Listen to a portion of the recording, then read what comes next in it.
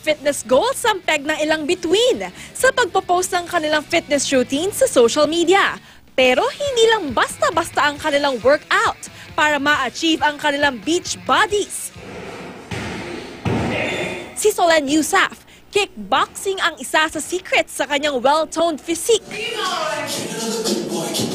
Tag-team din sila ng kanyang fiancé na si Nico Bolzico sa fitness workout, ang indoor biking. It works all your muscles and synchronization.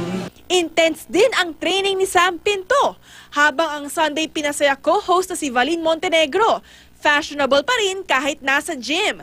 Todo workout na rin siya in preparation for her summer trip.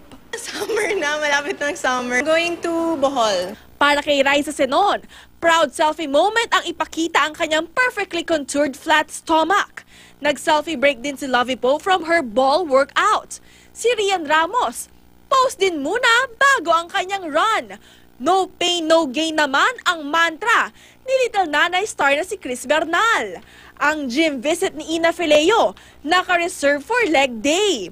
Habang ang kachika nating si Iya Villania, feeling good matapos ang kanyang exhausting yet very fulfilling gym day. Matapos ang abs workout, water break muna ang hot mama na si Ina Raimundo. Patunay rin si Aubrey Miles na kahit may anak na, pwede pa rin magka-killer abs.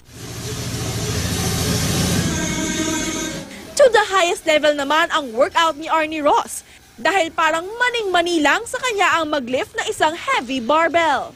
Katatibayan updated sa Showbiz Happenings.